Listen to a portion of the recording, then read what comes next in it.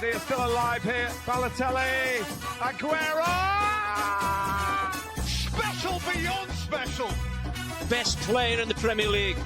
Captain Marvel. Drogba! Rooney! Oh, wonderful! That is one Derby diamond. Ladies and gentlemen, it's match day. What's going on, guys? Welcome back to Clash of Gloves. Mila is making his entrance. I forgot my water. Grant's also here. I'm here too. We're using a new system this time, so we got a new background and stuff. Very fun. In this episode, we'll talk about Liverpool's fall from grace as they are officially down to one trophy from their original quadruple hopes. We'll then go over to Chelsea as they lost to Arsenal 1-0 in what Arsenal fans think was a thrilling match. We'll then go over to United as they continue to have an upward, incline in performances. I don't know if it's sustainable. Positive trajectory. We'll see. We'll then touch City and Brighton as they drew 2-2, and the top four race becomes very, very, very tight. And then we'll finish off the episode with a couple of top 5 lists of players that we enjoy watching on a week-to-week basis in the Premier League. Let's have a successful hate-spewing intro to the podcast. I didn't watch the game. I was at work, unfortunately, as all the Sunday games kind of went by me for the most part. So I'll let you guys touch on Newcastle's victory. I mean, it was a great game, first and foremost. From the jump, it really felt like Newcastle were on it. They had a good approach towards the game. I think tactically it was really sound, the way they just kind of set up in a mid-block, but were prepared for that long ball. I saw a little breakdown with it, but essentially they had Joe Linton defensively dropping back to kind of help with those 1v1 duels. And, obviously a midfield like that. Liverpool's midfield got overran, and that's what's been such a strength for them all season. But, Bruno G, Joe Linton, Tonali, it's very physical. They won a lot of the duels. It always felt like they were winning the second ball. They were very direct. The second goal shows it. The first goal was a corner as well. But absolutely felt deserved. Liverpool did get that goal towards the end from C.O.C, who I forgot was there. Newcastle, I feel like, probably for 90% of the game were the better side. I think right after that second goal, there were a few more chances. Very well could have blown the game wide open. So if anything, a flattering scoreline. But yeah, definitely the better team won on the day, without a doubt. I'm glad you brought up their midfield. I think I've heard plenty of other people say it. They're a good midfield, that Liverpool midfield, but that Newcastle midfield's phenomenal. And they could be a lot better as they progress. Tonali's only been back a couple months. They're only going to get better if they stay together.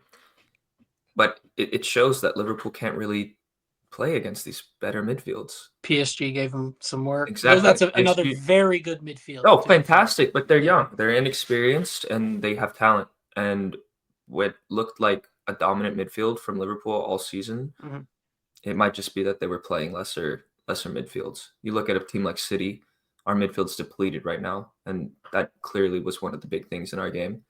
Some of the other ones that are supposed to be good midfield collections in the Prem are they can't compete with that Liverpool midfield outside of like a Newcastle right now. Our midfield looked good again. We had a very good performance against them. But Lavia, Caicedo is what it took. So again, a very physical and technical midfield. Lavia doesn't even play physical anymore. He made a cameo. He might be back. Restarted over him in his position. I don't think. Okay, he's not fit yet. About Liverpool though. Yeah. Let's not Next thing, Mo Salah in big games. Yeah. Mr. Ghost. That Ballon d'Or just fell right out of his hands. By Thanos. In the span of 2 weeks, it was gone. In the span of 2 weeks. Honestly, 2 fixtures. Back to back, they get bounced by PSG. Really tough week as a fan to get bounced from 2 competitions. But yeah, I'm sure you can speak a little more to it as well, Mila. But Salah, there was nothing there that whole game. Similar to the PSG game, there was just not many outlets for him, and they went after that left-hand side. I think I saw it was about half of their attacks came from that left-hand side. Livramento got very far forward, overloaded that side, dragged players out of position. So they attacked that side of the field. And I mean, again, Salah is probably the reason they win the league. Like, let's not get that twisted. But yeah, another subpar performance. But again, it's not just him; it's the whole attack. But it's something we alluded to we have a long higher time ago. Expectations for him, right? For especially when they build him up like that. this. Yes. Yeah, you expect him to carry some of that brunt when the rest of the team's not firing. But yeah, they're really not giving him any options. I mean, they are just not firing. I don't ever really remember Jota being this bad in front of goal. It always seemed like he was super clinical and then would get hurt. You know what I mean? So he'd never even really play a full season, but he always seemed to be really reliable in front of goal. But that seemed to disappear. Darwin, I mean, his confidence must be at an all-time low. I mean, he's not really finding the back of the net. Diaz has been all over the place. Gakpo's probably been their most reliable guy, but he's still coming back from fitness. So, yeah, tough to say. But, yeah, Salah did not paint his name in any glory after that. Tough way to go out. I mean, one of the greatest statistical Premier League seasons ever. And it will go down as that. But this kind of what sparked the idea for these top 5 lists that we're going to talk about. He's not appealing on the eyes in a lot of ways. In terms of just his overall impact on games, it's very selective, right? Like, get Salah in the final third, he's probably one of the best players in the world. The other 80% of the game, he's just kind of there. I think you can attribute a lot of their struggles against PSG to him. Like that entire first leg, everyone was wondering, like, why is he still on the pitch? You probably could have argued it in the second leg as well. Like he's just one of those players that is super productive. And there is there's going to be conversations about him being an all-time Premier League great. But football is a flow sport, and there's a beauty to the way that we view the game. It's not everything is stats, because if it was, then we would look at the sport in an entirely different manner. There's a reason why people think that Messi is the greatest player ever over Ronaldo right now. The stats aren't the same, right? Salah's just one of those players that's super productive, and we're going to look back at him and be like, yeah, he was a great Premier League player, but he was not. There's a reason why there's conversations about him and Hazard, and their stats aren't even close, like not even on the same planet. But it's just, if I was Liverpool, it's whatever floats your boat. It's whatever floats your boat, right? Yeah. I think, you can't deny the greatness. You can't. I mean, because based on all the words we're saying, you can apply the same argument to Haaland, right? Mind you, I rate him very highly. I think he's a top striker, and any team would take him. But, he's very productive in the final third, but you got to give him the chances. He's not going to take the game by the balls and, really change it himself. That's not how he plays. So, that's fine. Like, you can, compared to for sure, supposedly the best winger we've ever seen in the Premier League. To some people, like, come on.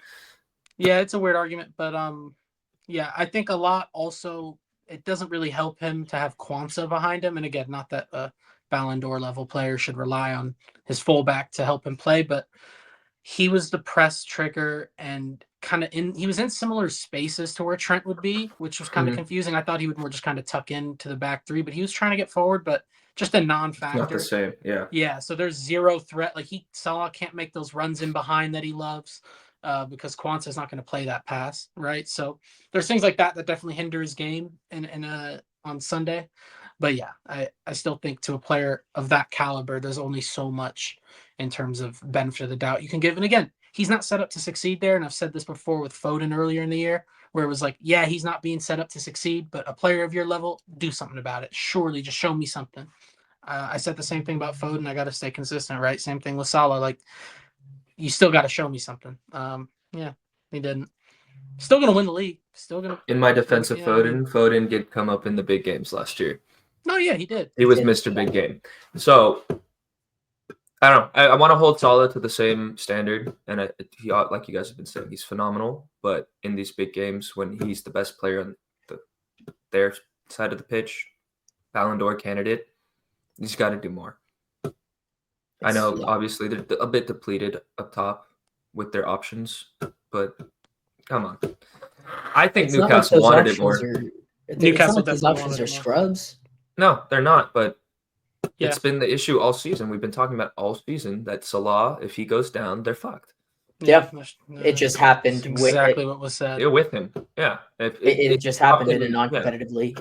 He Yeah. just dropped Yeah. in form. Or Yeah, yeah. you can 2 argue weeks. He unlucky. could be back right? next week, and he could be You the can best player argue. again. You can argue it unlucky, like to draw PSG as the 1 seed, all that stuff, and then you can also argue luck on a No. lot of other things. No, because they yeah. decided to play a half-ass team in their final game of the Champions League because they already had the top, but they allowed fucking another team to switch around in the table. So this is all their It's own still doing. unfortunate, but to Who my cares, whole point bro? with it, there's checks and balances. You're going to Yes. get lucky sometimes.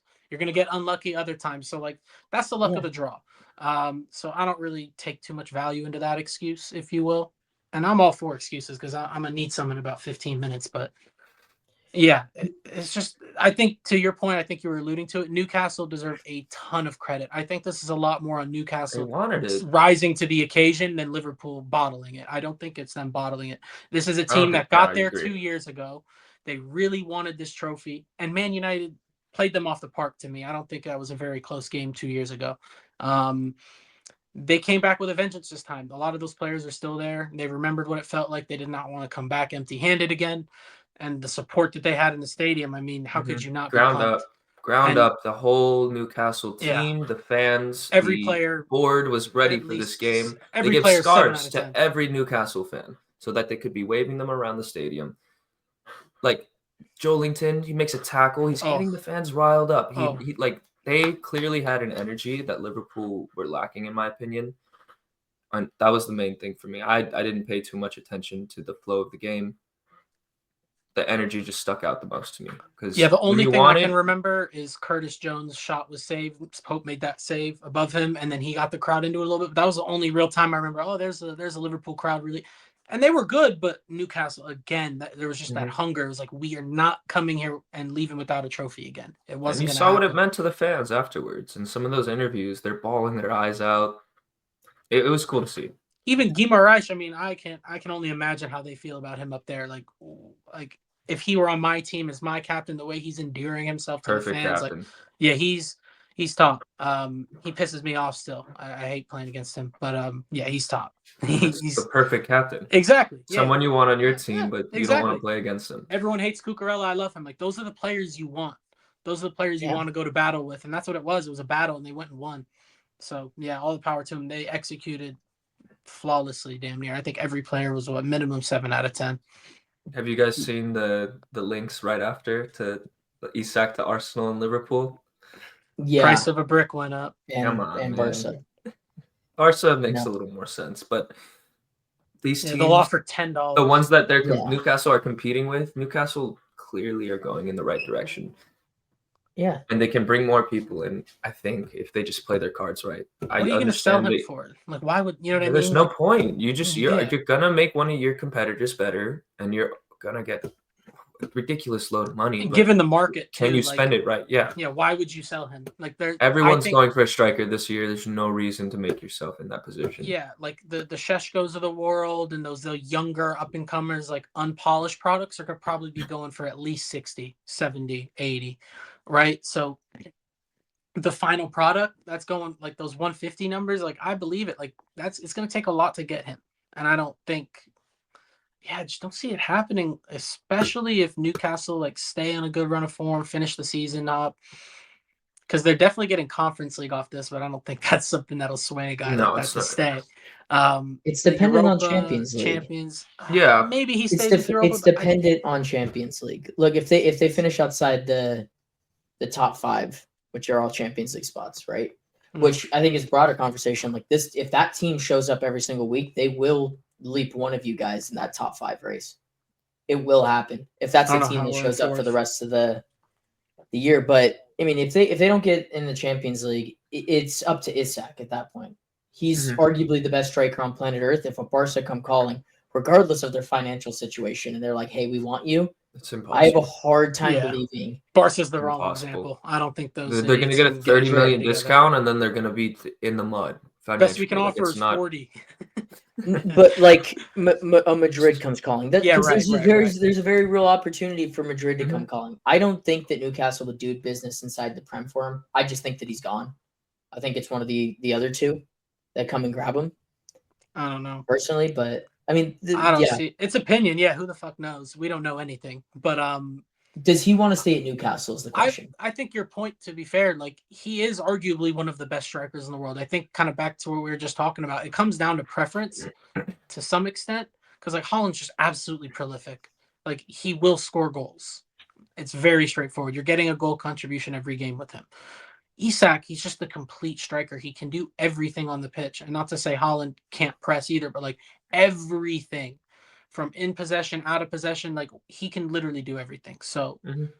what is that asset worth at his age as well? I mean, at least 150, like I said, and I don't know a team that can shell that out where it makes sense. So yeah, it would have to be England for me. I don't because Barca can't Chelsea put are any money selling together. 6 players. 8 actually. 8 players to buy a striker. Chelsea could be in the like if he I'm not mad becomes at that. open market for the I'm not Prem. mad at that. There are teams that can go and get him. Chelsea are probably the one that seems the most realistic because you guys, to Facundo's We point, play shout out with- to him, We you play guys with play in a Monopoly different money. realm than everybody else. I mean, Um, selling 8 it's- players to buy 1 player, they have No, all just the in right general, in the like world us dropping to go 70 get in March. to go even try to get $150 We just million. dropped 70 in March. No one does Yeah, that. I Yeah, agree. nobody What the does fuck that. are we But doing? also the idea that you could Except sell for 8 players on a March. whim that We do aren't sell most of sellable our guys. assets. We're very Like, you know good what at I mean? getting Like, you rid of guys players. just live in a different Well, that to be fair, stratospheres of the team. we're That's able to what comes sell with having less that young wages. team, though. They're on lower wages, so we're able to sell these younger guys That's it. versus like a Lindelof, for example, who's on crazy wages that you just can't get rid of him from it. But yeah, we still do play in Fantasyland. I I was concede going to that. say, like, I mean, some of the guys that we're still talking about are going to be like your Sterlings and your Chilwells and your Disassis and all these guys that are coming back, right, from loan spells. Kepa. Like those, Kepa, right. So, like, part of those we have to sell players are those guys, which you guys have seemed to be able to offload or at least get rid of them for the time being to get guys like this. Is Saudi still a thing? Because I don't know who would take Sterling. MLS, We got Maybe 3 years. MLS, but think we're paid not at any how much? price, but It's at like 325 a week for 2 more years. to I take a think pay after cut. this. I don't know. It's I will it's get- tough. I wouldn't even want a fee, bro. Just take them. I do want to end this portion Yeah. on Liverpool because these signs have been coming for a while. This isn't a team that has been flawless throughout this process, right? They're a very good team, one of the best sides in Europe. But over the last, month or so, maybe month and a half, we've been talking about the slippery slope. It came in a week span, right? If this was any other Premier League season with one other competitive team, if you had this Arsenal team from last season, I think they are champions. Any other City team from the last whatever years, they are champions. But there are massive question marks that are now arising for this Liverpool team. One, this side never makes rotation.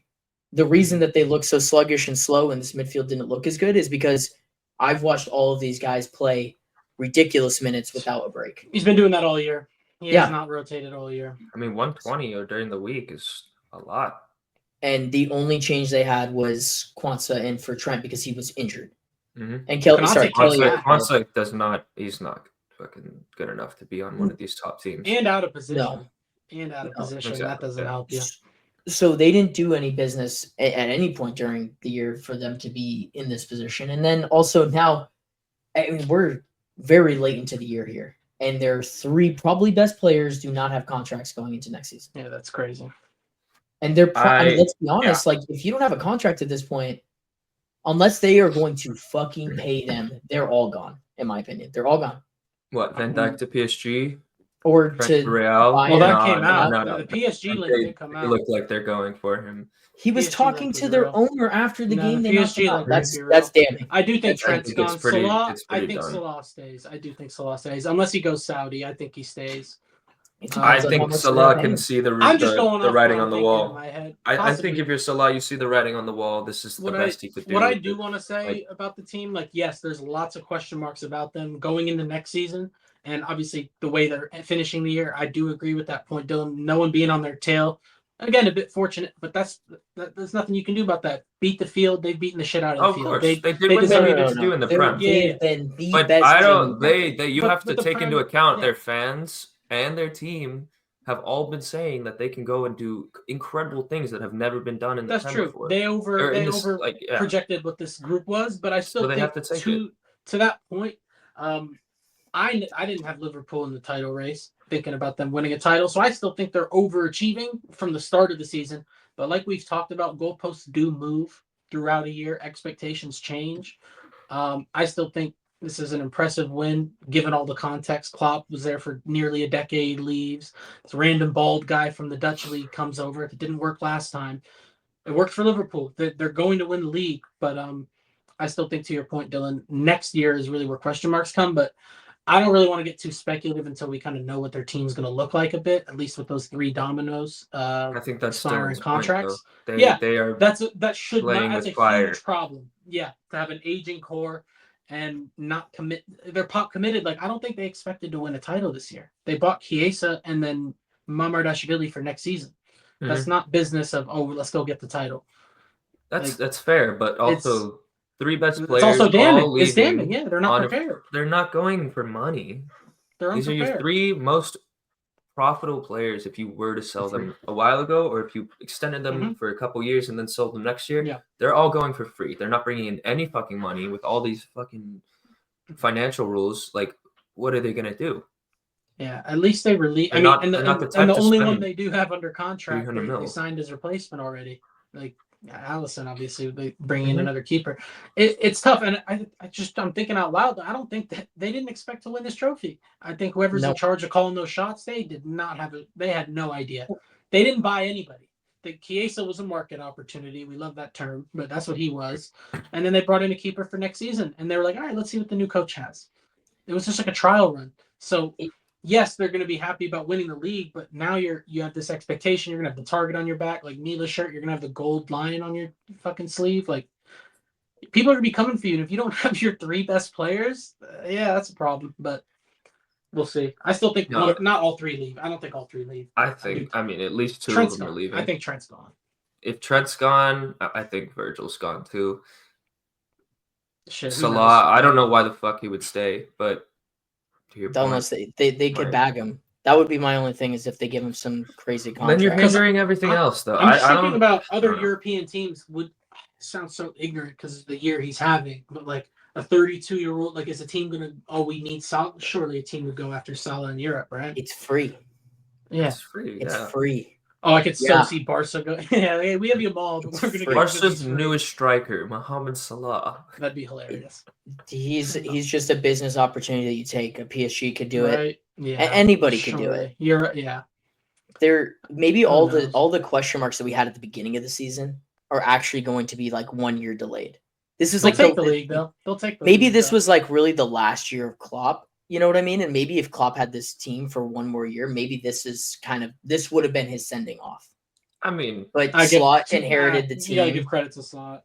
But even over Slot, over the last 3 or 4 games, I've watched him make all the mistakes that Klopp made, which was running his team into the ground, not having like the controlling games recently, like the PSG one. Yeah, like recently has not been there. No. So who knows? I mean, with But the he way also that the made all Prem's those been, adjustments throughout the year to get them here. Like I'm gonna give him credit for sure. But I see what you're saying, where it's like the momentum might have just ran over, right place, right time. Like sure, like I can. like I it see may what you're not have getting at. mattered who the manager was. This team Right. was just on that trajectory, and this Yeah, was I their see what you're last saying. best chance. I And know, I maybe see to what you your mean. point, that's what the ownership thought was like. We'll just let all these guys run out. We'll revamp the team in the summer. Yeah. It's just weird that they did it with the new manager and they didn't get him anybody.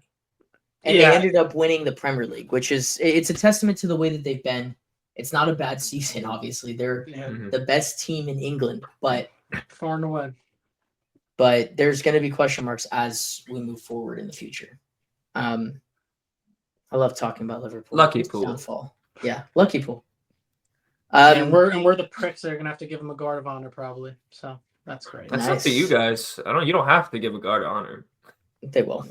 Yeah, no, we will. We talked a ton of Arsenal in the last video, so if you want to hear our thoughts on Arsenal, we'll do that then. Let's just talk Chelsea. Arsenal win Go 1-0. United.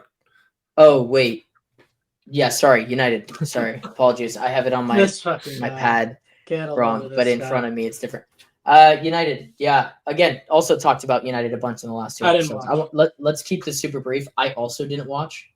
I think we know what we need to talk about. They played Leicester. They They played played Leicester. They played Leicester, but Bruno is still on Oh, Bruno's been tear unreal. right now. Dylan gave him the shout. He's one of the, I think you said the best midfielder in the league. It's a shout for sure. It's a valid argument. It looks like he's getting better every week. He's though, been right now. unbelievable. And I to have, me, I think the biggest point, like I was questioning the fit in the system. Like you're not going to be able. He's not a pivot player, like in a double pivot. He's not one of these 10s in the half space, back facing the goal. He shut me up, dude. He's dictating games from the middle, from that double pivot. He's absolutely dictating games and still popping up with goals.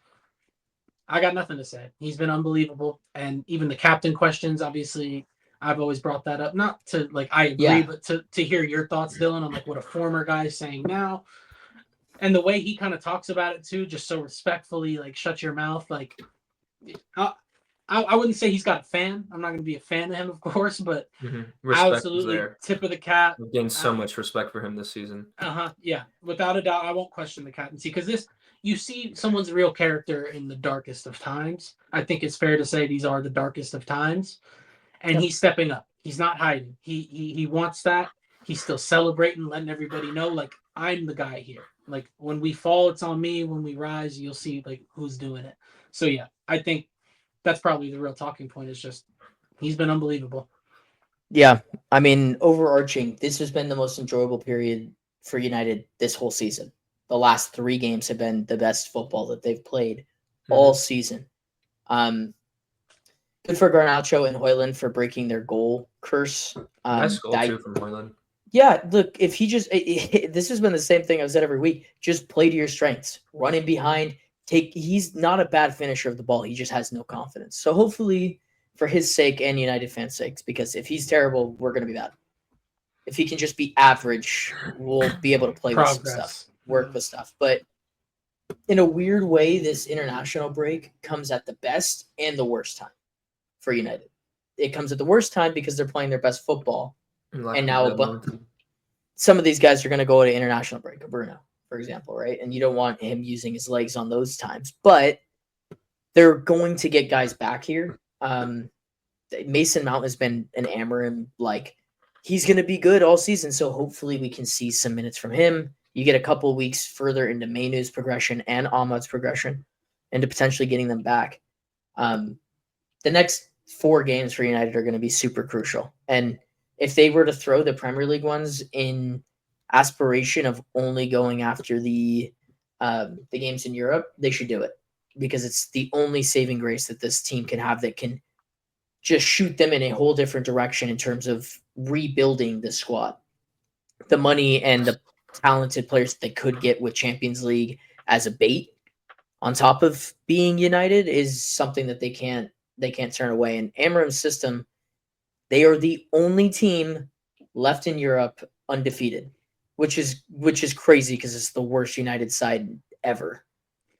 It will be in the Premier League at least. So, yeah, Magico Bruno is the talking point from the last 10 games. Well, we haven't lost in Europe.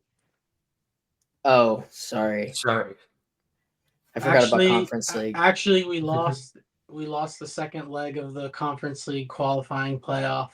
So you guys but we won on aggregate. Yeah, so you guys did lose in Europe. I think Aiden, we got to talk about Heaven. Oh yeah, that injury is a massive blow. Hopefully it's a minor injury. He's back after the international break, good to go because he's been really exciting for you guys. One of the bright spots in the back. I think the light's been pretty good. He's been pretty good the past he's been pretty good the past couple games. Saved the goal in the Leicester game. Nice little block. He looks a little more locked in. So he's a proper defender. You know what I mean? Like, yeah, but if he's playing like shit, he's playing like shit. He's playing better right now, and he's doing the job that he needs to do, and that'll only help United in the long run. As long as you guys can find 2 wide center backs to play with him consistently, hopefully a Euro and a Heaven, I think you guys will be fine back there. It's just finding that no extra. Butcher. No, Butcher will be there. He's just tore his ACL. So, like, He's how gone a often are you while. going to be able to I was play more him? questioning him. No. Like Aggressive player tears his ACL. Like it's gonna be a hard Yeah, comeback he's for him. trying to kill everybody on the field. It felt like something like that could happen. It's the only probably the only group on United's team where in the summer it's like they are going for another center back, but it's the only You should be. position group that I'm not like. If we weren't to come out with another center back in favor of getting other positions, I wouldn't be that concerned. You know what I mean? No, I Like between Heaven and Euro and Delict and Maguire for the most part and Mazzarari, like you've got enough players there to be a bigger fish to fry in terms of the squad building. They will get another center back. I think that happens. I think it'll be a Heaven type of signing. So. I mean, you could get to Sassy, Chaloba, Badiashile. We got options. Chaloba would not be a bad option, honestly. I wanted Chaloba this summer. Yeah, but everyone should have gone for him. 25 as a squad Nice. player, it great makes squad sense. player, class. Shout out, Trevor. Yeah, you said everything that I've said about Bruno. I mean, this guy is he's the most valuable player in the Premier League. MVP, probably barring Solid this season. Yeah, he'll be United's player of the season. Amram said it. If United could duplicate him like 50 billion times, they'd do it. I have no idea. A center back if you asked him to. He's done it before. Yeah, there you go. He's done it before. He did it Played against up Arsenal. top. Played up top when Ten Hag couldn't figure it out, and that worked. I mean, he played on the right wing. Like, yeah, he'll do anything. And that's I think you know your guys' concerns about Bruno have been echoed between United fans for a long time. Yeah. And I think it sucks that it took this terrible of a season to echo and show how important he is, but he truly is that important for this United squad, and even for Portugal, he's just the man. He's the man. In a season like this too, could have easily just given up on you guys and taken is out. Yeah, it wouldn't be unheard of. But he's doubled down. He clearly cares. He cares about the club. He wants to be there, and he's doing everything he can to get you guys out of this rut. So it's just respect at this point. It is top 10. Yeah. Moment. Cool. Like I said, we've talked about United a ton. So let's flip gears now to Chelsea. No Arsenal talk. We know what they are. They're the same team that played United a couple games before. Grant, go ahead and take away your thoughts with Chelsea. Yeah, and I think not speaking about Arsenal is also a testament to how bad we were on the day. They did not get out of second gear this entire game. The goal was coming off a set piece, but again, it was coming. And throughout the rest of the game, there was zero thought in my head of us equalizing. All the way up until the end, it was never like, oh, let's get a corner and then I had zero feeling that we were going to score a goal. I mean, I thought the Bermuda Triangle of Mount, Gallagher, Havertz was bad, and it is. But the Nkunku, Neto, Sancho is competing with that. That's why I didn't really want to get too excited about that whole Southampton win. It's Southampton. You know what I mean? Like, yeah, you scored goals, and they're telling our own fans to shush. Like, it is such a disaster, and we're in fourth. I have so many questions about my own fan base. And just like you see, like United again, they've been so awful all season, but you see their way in cheering and backing their manager because what else can you do? Away fans are always better than. But to your point, it was an away game. It's similar to Sarri, where it's like they've just turned. They hate him. And my big question with it is, well, who's he supposed to put up top? We have no options. Tyreek George, who's 18 years old, is the only other forward on the bench. I'm looking at, let me just double check. Yeah, there's no other forwards on the bench. Who else is supposed to go up there? And Enzo Fernandez had a pretty bad game. Remember how I was saying he was not a second striker? He played as the second striker. So, yeah, he didn't have a great game. Shout out Caicedo. He's always – I talk about him all the time, but he's unbelievable. He was by himself there.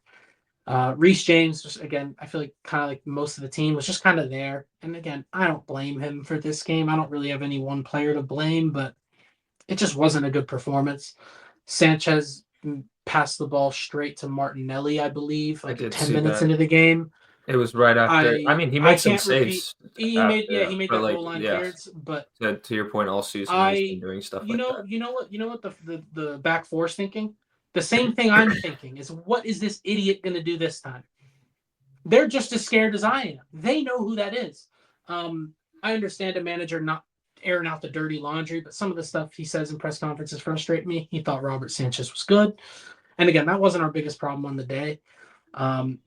It just comes back to what I was saying about like the squad and the way it was put together. Like, what is he supposed to do given the current pieces? Like, when you guys saw the lineup and then the bench, were you like, oh, I would have put Dewsbury Hall in as a 10 instead? Like, No. what the fuck are we supposed to do? Because I heard people complaining, oh, you have a center back at right back, you have a right back in midfield, you have, like, I don't know what he's supposed to do. I personally would have preferred one of Nkunku or Sancho to be dropped for George.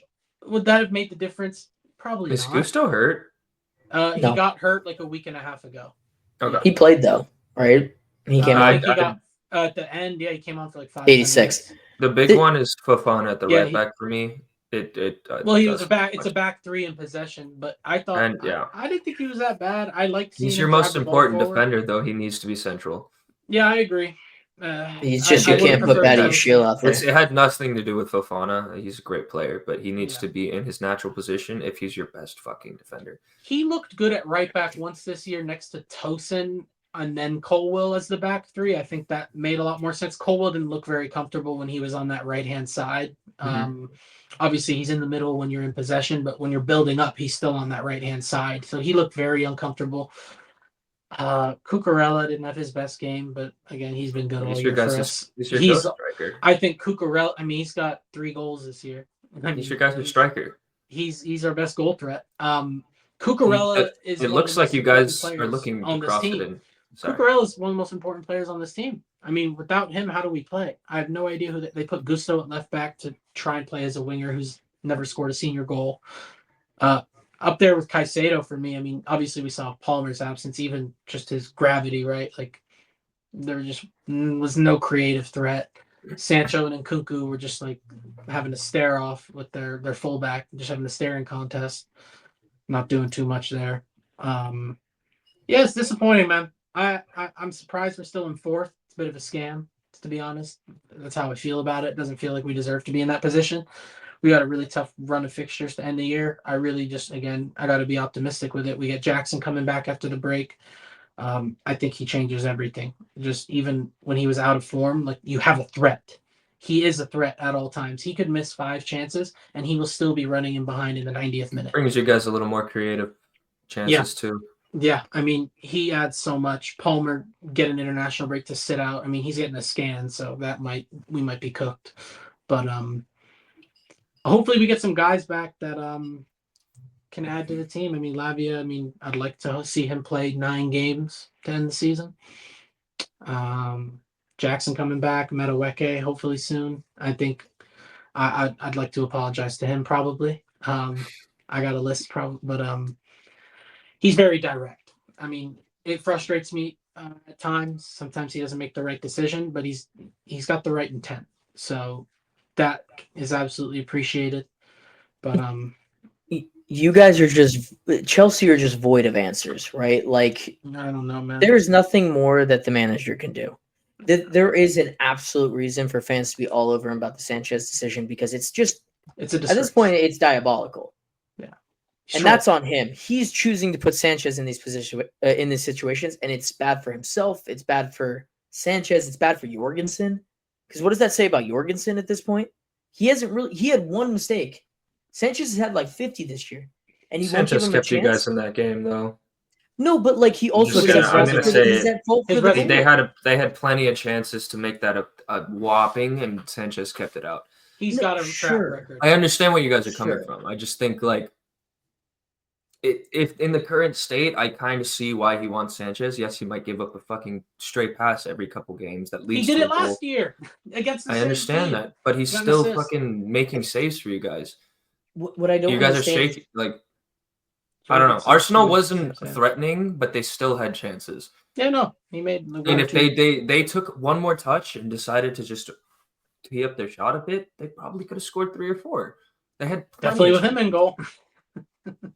I keep was ripping. where you were at, Mila, and now I'm just like I'm confused at the flip flopping. If he had just stuck with Sanchez this whole time, I could understand the decision. Said he needed a break. This is what I don't understand. It was like, oh, okay, Jorgensen is our cup keeper. Okay, Sanchez isn't performing well. Now we'll put Jorgensen in this position. He makes a mistake, but then he sticks with them the next few games. And then he flips back to Sanchez like it means nothing. Like his good performances don't mean anything. Yeah, It's that was rewarding. frustrating. It's just a weird process. It's the only part of the field right now where I can be like, Yeah. you know what? I get it. And again, I get understand the fans' frustrations. Like there's a lot of times in games where it looks like we're just going side to side. There's not much there. But I remember not the Arsenal game, the game before, they boo when we pass back. So it's like, all right, let's boot it up. We lose the ball. There's nothing up who's there. We gonna don't have get it, anyone Neto? in the air. Yeah. So like Yeah. the fans, they've already, I feel like the match going fans have already decided how they feel about him.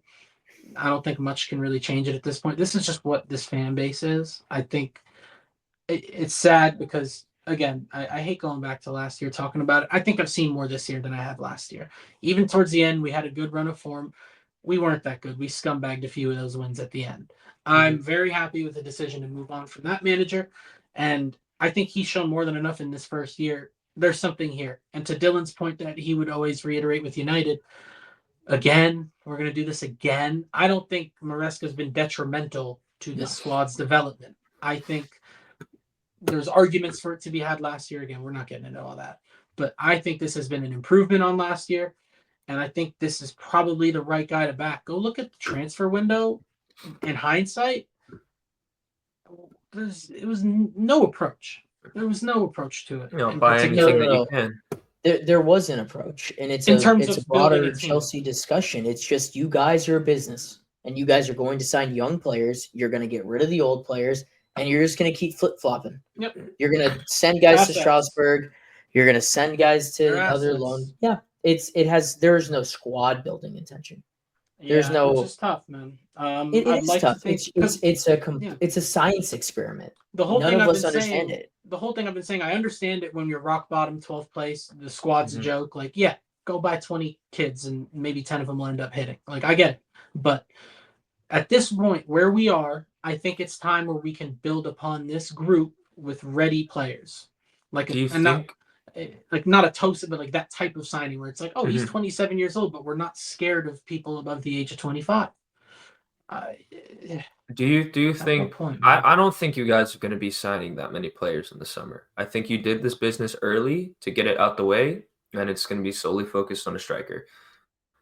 It's probably, well, they've mentioned because of the Club World Cup, they wanted to get a lot of business done now. Quenda, I mean, we haven't even mentioned that. Quenda and Nsugo are the two signings we made from Sporting. They're both from Sporting. What are we doing making signings in March? And again, Quenda is a top talent. Like that, understood.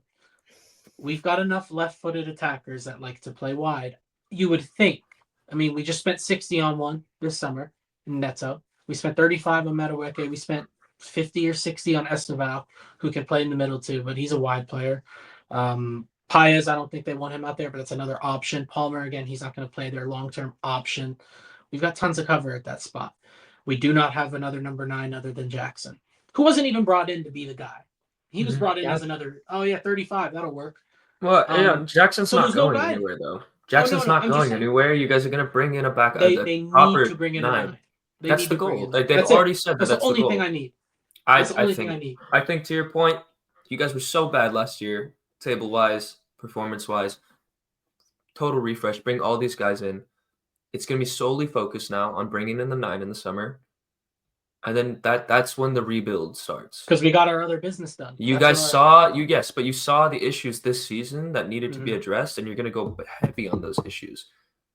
So yes, it's frustrating right now, I think, and like to Dylan's and your point, like it is run like a business, but the good part of it being run like a business is you have assets to sell. Oh, they're young guys that still have talent and a career ahead of them, and you guys are able to offload them to go buy this big player that you know you need. And you have the ability to get rid of 6 or 8 players because you have this massive depth of young players. Yeah, and I do want to make it clear. All things considered, I'm kind of with it in terms of the way we've just gone after these really talented young players. Like I like that. I mean, growing up playing video games, that's all I did on the game. I'll go buy all the young high potential players, sim a few years, bam. But again, you can't do that in real life. There has to be some sort of balance. You have to have veterans in there to kind of see them through, to clean up the process a little bit. But again, I think we do have a very talented squad. I think we're just at the stage where, all right, now it's time to really make the final tweaks, the final edits, and submit our paper. I agree. Yeah. Go get a 9. Go get a real goalkeeper, which won't happen. But lock up a few things, and then all the questions are answered. Because I think your midfield sorted. We have enough midfielders. We have to sell some of the midfielders we've never seen play for Chelsea yet, right? Like Santos has a spot waiting for him. Lavia is going to be there. Caicedo's going to be there. Enzo's going to be there. Esuogo's going to be there. Ugachukwu has no spot in this team, and we signed him 2 summers ago. So, like, we're already having to get rid of some of those guys. And again, I think we can make a profit off him, sure, but at what point are we going to stop buying the young guys? And I still think Quenda and Esuogo, the 2 guys we signed, are very good. Esuogo's meant to be a Caicedo cover, very similar play style. I love that. He's highly rated. Quenda, very highly rated. I really just hope we don't buy 5 more of those. That's really my concern. Is like I think we're done stockpiling. Yeah. Like let's sell a lot of them. Let's bring in 1 or 2 important pieces, and hopefully we're done with this. Because I think we've moved past the phase for buying 8 players that aren't first team ready, but they might be good and from Brazil. We're good off that. I still think we still signed 2 good talents, but we don't need another 5. No more teenagers. Chelsea are not Brighton. You guys are being run like They want to be like Brighton. That's the issue that I'm running into. Is there's a point where you go from being Brighton to being a top, like that's the whole point of Brighton. Is they will be good. They will challenge for top 4, but it's never going to be to win a champ. It's never going to be to win a Champions League. It's never going to be to win a Premier League. It's going to be to get in those positions to potentially push for it and then sell their dudes for hundreds of millions, like they've already done with Caicedo. Mhm. Cycle of life. That's not Chelsea. That's not Chelsea. I think the difference between a Brighton and a Chelsea, they are operated similarly in that sense. Chelsea have dropped. They can get bigger players to come to them. No one's coming to Brighton as from another big European team. That's the main difference. They can operate like that as long as they have the. I think the young guys are to get some people in the door. They're like you guys have been saying, they're an asset, and they're young, so they're easy to liquidate.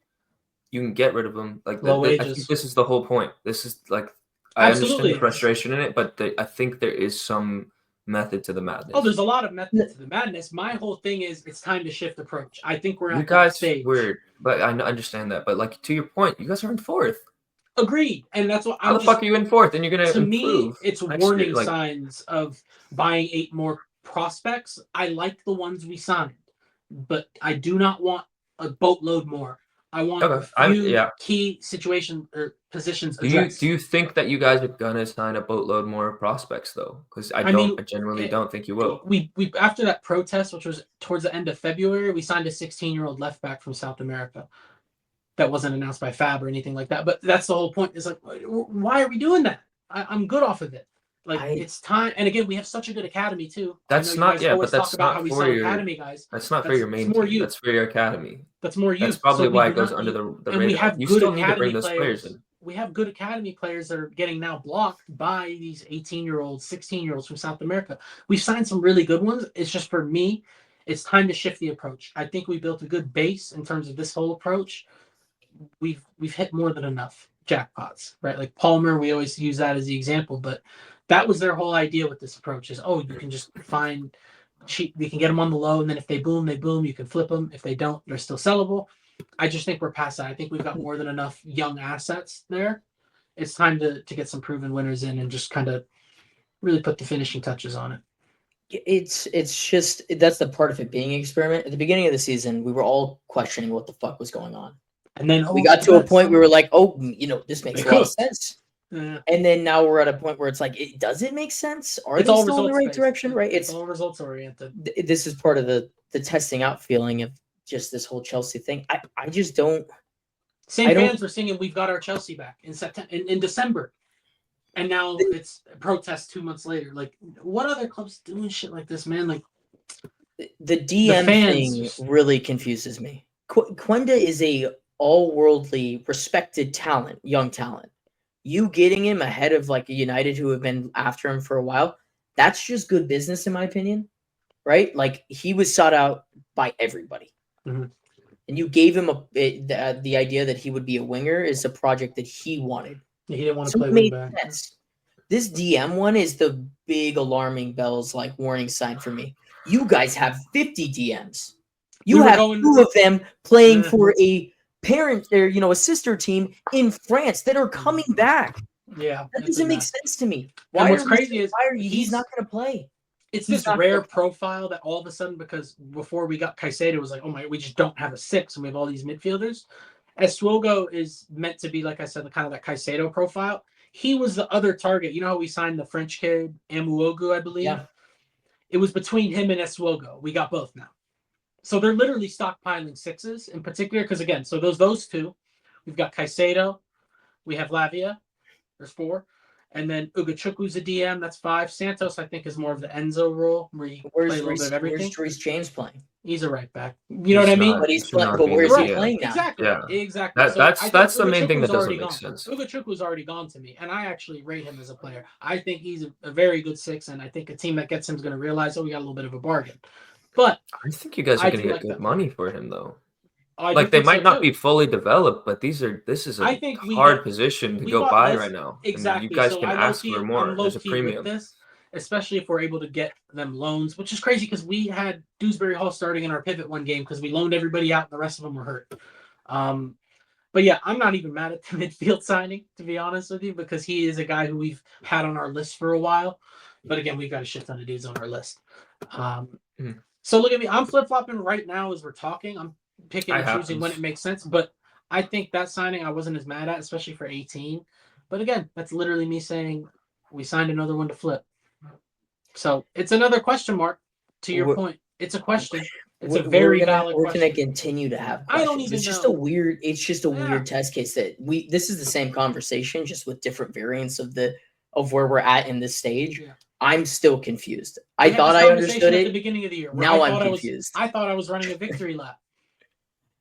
And now and Mila's like, it makes sense. You're No, like, Mila- it's kind of in the Mila's middle right. here. Like that's kind of what I've I'm always still preached. lost. My long-term game, where it's like, no, trust me, like there's a vision. Like it's not full scattergun, but I guess In I the should probably sense of use that term operating the lightly. market, it makes sense to me. In the Squad sense of a building team is- building perspective, That's like the Dylan, I problem. think that's where Dylan's confusion Yeah, is coming that's the from. Though, problem. is he doesn't It's see two where different the things. squad is going. But in terms of Chelsea having the money to make that squad, They're gonna this keep makes having complete sense. They will. Yeah, your point. They're is not right. gonna. Like, they I don't will think have they're money. gonna run into financial trouble if they keep operating like this. And then they'll be able to buy who they want. They're Chelsea. People want to go to Chelsea. At a certain that's where I point, think. the only fear is because again, to your point, from a business standpoint, it's a pretty win-win. But if you don't make Champions League this year, and then you don't make it again next year, why would Cole Palmer stay? What's he Agreed, doing yeah. rotting there? So at a certain point, you gotta, before you lose the value, Enzo Fernandez, Moises Caicedo, all these guys, why would they stay and play in the Conference League, Europa League? No. Those are Galactico talents. Those guys Players can go will want to play for leave, but it's Champions not. League. It's an age thing because they're so young. None of them are going to think that there's anything better, right? Like Well, there is with to be like fair. Real Madrid is a different test case because they can just kind of poach you. Madrid or Madrid, absolutely. But everyone like Chelsea are kind of at a stage where like there's not a lot of poaching that happens. We're that in is London. that much. You get You're on a 8-year stepping stone. contract. Yeah, Mila brings up a good point about the money. It's just modern football, and I'm not completely adjusted to it yet. I think every club is starting to do this. It's just weird, and I don't necessarily Not to understand it. this is an extreme case for sure, but Yeah. there's reasons for it to be extreme. I also and think. I think I mean, it'll. there's a we'll lot of just have to see how it revisionism plans out. about tearing up our squad when we did, but that squad was. I mean, I was confused at the time, but over was the time to season, rebuild. It was and absolutely. it just makes sense. rebuild Yeah. time. It was rebuild time, but to your point, the way they approached it was like, yeah, let's do it. Let's just tear the whole thing down and go for it. It's an experiment. Whatever you want to call it, it's an experiment. I was concerned with the idea of Chelsea not making Champions League this season, but spending 70 million in a window that's not considered open to anybody but Chelsea. Yeah, showed me that it doesn't matter. It Yeah. doesn't matter. It's not like United where if they don't get Champions League, there's severe financial ramifications. Mm-hmm. For Chelsea, there's just not. Because We don't have a shirt sponsor. We don't even. It doesn't matter. Money is. You guys have changed the money aspect. It's almost like getting the what's it in FIFA where you just like give yourself all the money. Financial override. Yeah, that's literally what you guys have. You've created that through the loopholes and everything, and it's impressive. Like from a legal and a business side of things, it's respectable. I just don't know from a team building thing. No, yeah. If I was a GM, I'd be. Yeah, it's weird. Let's wrap it up. I think, we've talked pretty long about Chelsea here, but I think, again, Mila's point, from a business standpoint, we're going to be able to keep doing this. But if you're talking from a squad building standpoint, where there's a lot of practical things that come into play that you can't really measure in an experiment and project, like there's going to be hiccups. And I think I've been harping on that part of it, and we're seeing it. But shit, like I always said, we just gotta simulate the rest of the season and get on to Esteban time. Yeah, fair. Let's move on. City. I'm gonna use the restroom, but Mila, you go on your tangent because I didn't really watch a lot of the game. I'll watch the game. Let's see what my picture is. I didn't check before. That's probably you suck, dog. All right, Mila. City, bro. Should have won that game. Yeah, I thought so too. I think both teams could have won that game, honestly, but we definitely needed to be better. It's kind of the same old. Lack of creativity. No one's playing the through balls to Haaland and Marmoush. Marmoush looked great, though. I think that's the main point that needs to be made. He's starting to find his feet in this team, and he's got versatility when it comes to that. Yeah, I remember from that game, I mean, Haaland won the pen pretty early. Haaland puts it away. Marmoush, banger.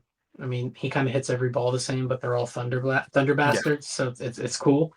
The Stupinian free kick, very well taken. Unlucky, but great free kick. Ortega guessed well. No, he did terrible on that. As a bad goalkeeper, I'm not gonna get too mad at him. The Kusanov own goal, unfortunate. Very Super unfortunate. Like that. There's own goals where it's like unfortunate, but maybe he could have done something. I don't really think there's anything he could have done. But to your point, other than him being keeping the guys on side, a few episodes ago, where like people just think he's the bozo, and like I know it's troll football, but like, oh look at this guy, Mini Harry Maguire, 40K likes. Like, obviously these people don't watch the games, but I see what you're saying. Like, yeah, I think he's going to be very good for a long time. I just got to get that out there. But yeah, it just kind of felt like a game that was there to be had. Because like if you look at Brighton's 2 goals in isolation, right? A free kick and then an own goal. Like in isolation, they might have gotten lucky, but it felt like to me, like again, this has been the problem with a lot of City games. It felt like either team could have just went and gotten it if they wanted it. Exactly. We're not threatening enough like we were in past seasons. Obviously, we've had a drop off, but I think other people have said, other City podcasters have said it. This team is just good. It's not great. We're not going to go dominate teams. We're not going to go beat the best of the best anymore. This is our level this year. So to that extent, I'm not really too upset about it. The implications are where I'm more concerned. Like, we need to get Champions League football.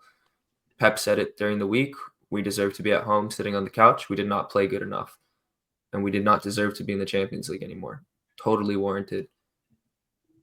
We need to step it up right now and go and get this trophy in the FA Cup and to get Champions League football. Because at the end of the season, that's an okay season for a bad season. We still won a trophy. Same amount of trophies that Arsenal can win. Same amount of trophies that Liverpool can win. On paper, totally fucking fine with that after the past couple of years we had. But we need to see it from these guys. There's some things that don't really make sense to me, like Gundogan just being so involved in the team still. It's such a crazy statement. I don't know. But, it is. I loved him. You guys both know I loved him. But to your point, it just can't be. You're good. It's a good side, but I mean, especially from the outside, I think it's even more of a shock. It's like, oh wow, like they're not just walking through games, just dictating every second of every game, because that's the expectation. And now it's just, they're good. But a team like Brighton, because again, I think when we emphasize like, oh yeah, Liverpool haven't had that second team right on their tail, there's that drop off after them. That 2 through 10 is very competitive. It's super competitive. It's so competitive. So to that point, A team like Brighton, they will give you a game. Fulham, they will give you a game. There's teams like that in mid-table you don't really think about. They will all give City a run for their money this year. So yeah, I think it's just optics are just it's such a drop off to what we're used to that's where this just the finished perception comes. But we've talked about it. There's tweaks to be made. There's more money to be spent.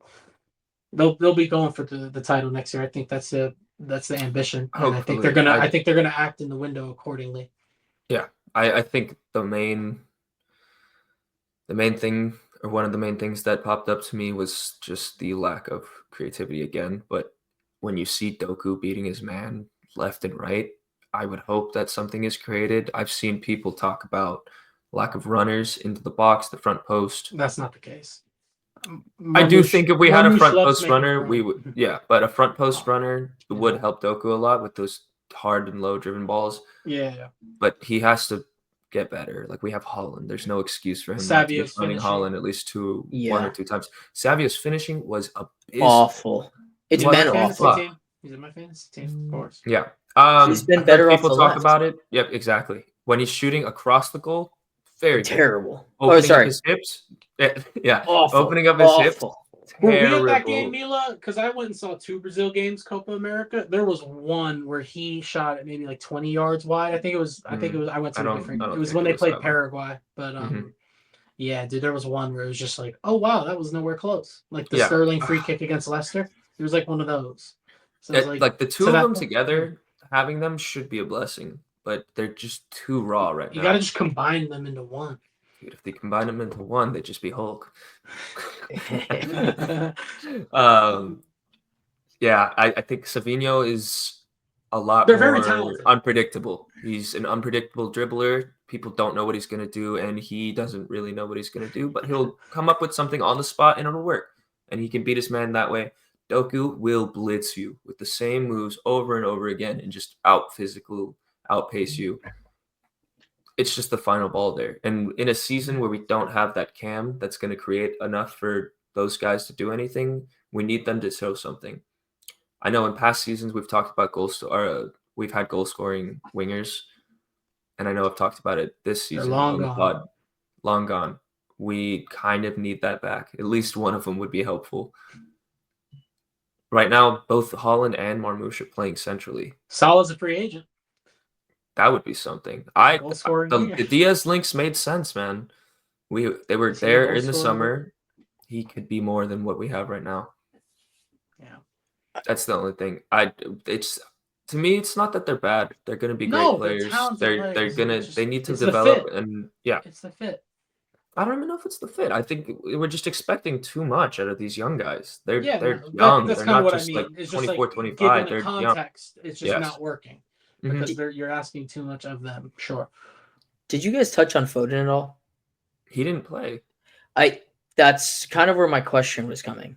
I thought about it, Dylan, but I didn't want to get no. And it has nothing to do with Foden's play of late or anything, but because when I say it comes off as that because I talk like I sound like an asshole. So with Marmoush now in the team, his best fit is below Holland, right? So he's taking up the spot that Foden would be best in, right? He's said that he's best there. So then and I think it's kind of damning that Pep has played Doku and Savio a bunch recently to the point where Foden is only getting cameos, right? Like I'm looking at his minutes here. He played 16 against Tottenham. He played 14 against Brighton, and he started against Forest, but Marmoush didn't. And then he played in the FA Cup game. So if you were Pep, and like, are you seeing the same thing where you wouldn't want Foden in the side? Would you want him in over a Doku or a Savio? Where are you at? I think if you just based on what he's done for the club, obviously I'd want him in, but I'm not there at training. If he's not doing enough to get into the team at training, then it's totally, I trust Pep in that sense. So it's things like that. Like, yes, it is frustrating. He was the player of the year last year. He was Mr. Big Game for us. Yeah, unbelievable last year. He's had a drop off, whether it's a mental thing or he had a little knock or whatever. That's the rest of the team dropped that off. He had exactly that. But I think Pep, there's a reason he's not being played. Marmoush is probably offering more, but to that point, Pep took Marmoush off in this game. when Marmoush was probably our best player on the pitch. Yeah, that So was. I understand not playing someone like Foden for those reasons, but why are you then taking him off to for a replace. lesser player when Yeah, Foden could have came on the right earlier in the game? And Bernardo came on the right, That's correct? Bernardo came in. Apparently he got hurt, and Pep noticed it, and he took him off after 10 minutes. I don't even remember that happening. Jeez. So that's what I don't understand is like, look, you guys are a better team when Foden plays. Regardless of if he's up to speed or not, you are a better team when he plays.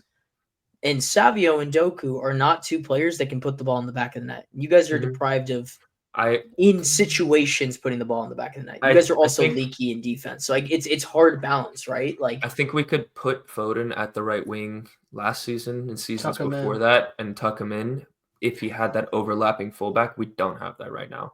You have Right, a because So there's no it's Walker. kind of he's not that type of guy. He's going to Could you beat do it on three the guys off on the left. and push up with Guardiola. Gvardiol? Yeah. I just don't think Foden has the same impact cutting in on his right foot.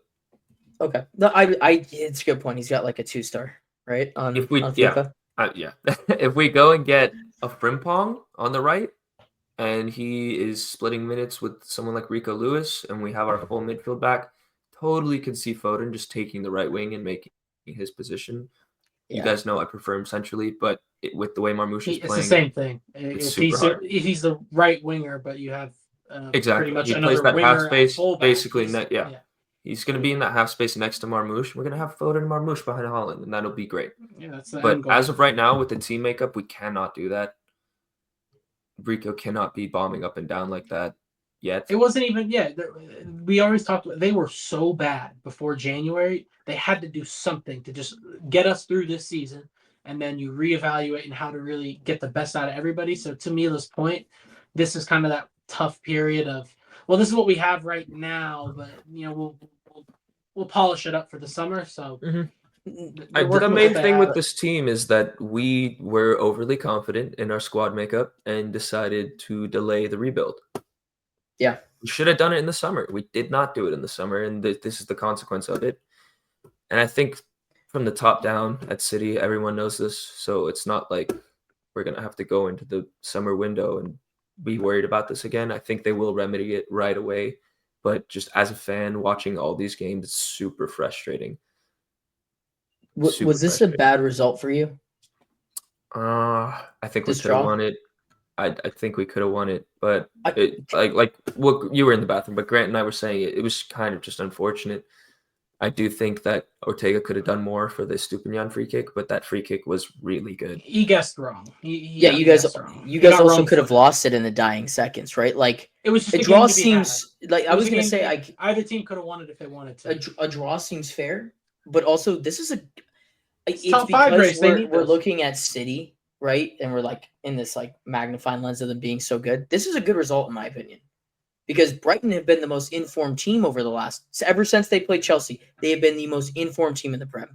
Yeah, Looking at the table right now, the last 5, they have 4 wins coming into that match, 4 straight.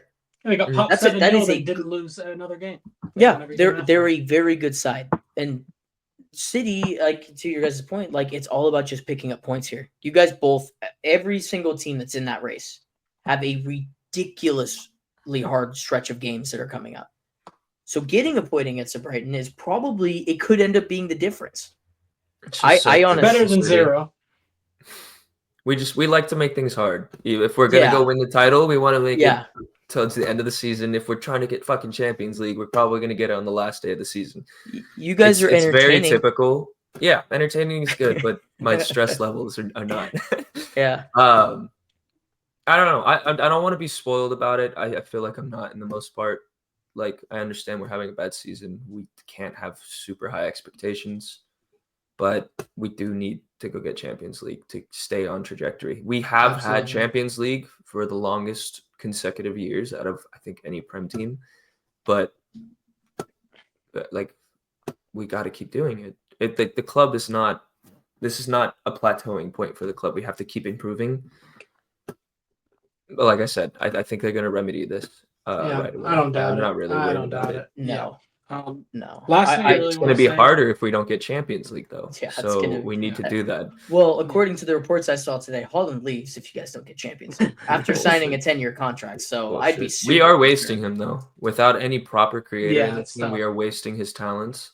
It's so funny how He's- people switch on him so quickly.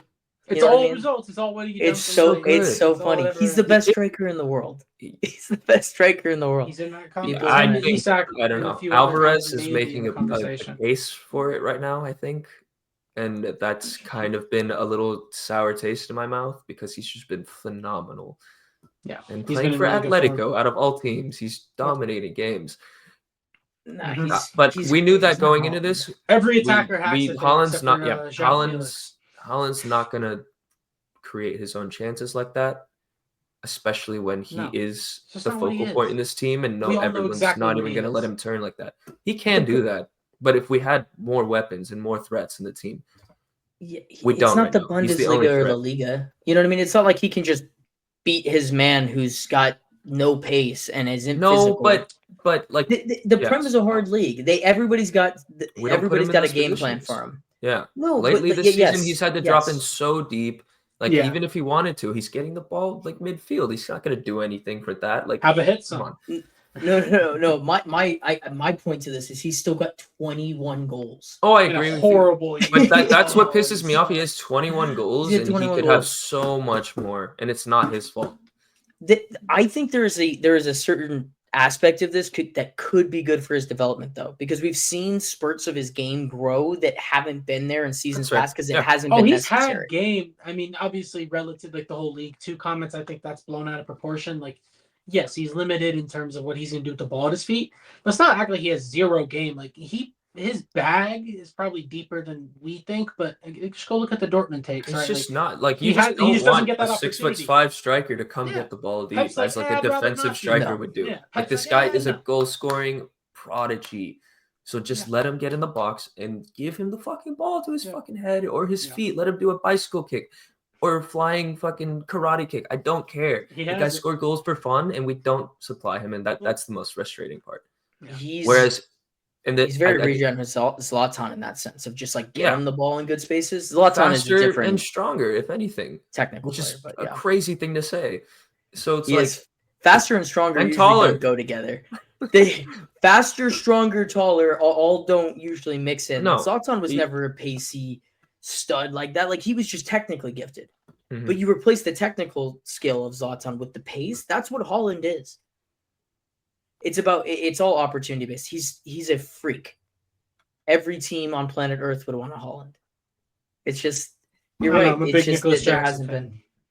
I'm Well, just yeah, right. confused. Sorry, Nicholas Jackson and Holland. That's the conversation that we need to be having right now. I'm confused on what we do if we get Wirtz. He's Fine. really good. Oh, I know, but He's he's so gonna good. play. That's He's that's just one not of those even. players. It's not I about think, him. which It's is his about talent level Marmoush. exceeds. Oh, what do we do? Like he's that Marmoush and good. I think Foden, he's that though. good. What both of them are going to be out of that central position, or Yeah, are that's we true. going to One, play one a of them more is not where they want to like be. we could I agree. totally play a more narrow Narrow lineup, but then 4-2-3 you with- have no options for Savio and Doku. Barrio. I Yeah. think that Frimpong, Gavardio and Frimpong Wirtz on the go- width, it's fine. That's what I was going to say. It's Wirtz and Frimpong. If you guys are going to do that, it has to be a package deal because those I think two so. I think have it's like already 140. proven that they can do it together. Yeah. Now, and then you're thinking they can go to that 2-5 or whatever they did last season, where one of them somebody tucks in, or Mhm. you can go into kind of what an Amram system looks like with Gavardiol and Frimpong, and then dude, your rotation between Wirtz, Foden, KDB on the off occasion, and Marmoush is absurd. I don't think KDB's there next year. I think. Well, There's it's a been lot of talked reports that he's going he's- to take a pay cut and stay. I'm not saying that he's going to play a lot, but that Sure. rotation No, is ridiculous. Yeah. If you Footballing can- wise, it doesn't make sense, but apparently he wants to stay for If his your club legend wants to stay and take a pay cut, you pay him. Yeah, you And you keep just him, do it. Sure. You do it, and then you let him go to STFC, and I can go kiss him. Yeah. My last point on this game, I got cooked by Mila in the group chat a few weeks ago for saying Minta would be a good target for a wing back because I was watching against us at least. He played as a wing back. He defended well, got up and down the whole 90 minutes. he had a pretty bad game when we all Horrible happened game. to watch. Horrible. So it He kind of got made burned. me look like To a be fool. fair, what he was playing right wing back He's or playing right wing. He's going 1v1 against Doku instead of so Sancho. it's tough, and nothing happened out of it though. To be fair to him. I think my whole point with it was like he makes sense for the profile of No, the I wing back knew that what you Amram meant, would want. but watching him get cooked like Fucking that look was bad, dude. unacceptable Oh, for the take. Because I reiterated my point. I texted them again. I was like, "Hey, I just want to remind you guys, I meant to wing back." He just repeatedly got cooked as soon as I said that.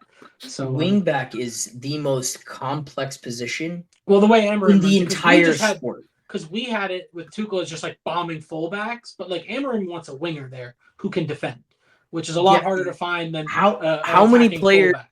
how Just many a straight players on overlap. planet Earth that you can describe as a perfect fit? Like Dorgu is not a perfect fit. It's a player that will have to mold in that It's position. a profile that makes sense. You're talking about a freak athlete that has legs to run forever. Minimum 90 Also pace. has to have tactical skills to be able to put in a cross and have a decent shot and be tactical, aware of being good on defense and offense. There's only a handful of players on planet Earth that kind of fit That that. position. They call it wing back now. It's basically a fucking wide It's a winger. midfielder. Yeah, Amarim, you like, gotta Amarim be system. nuts. You're a wide 10.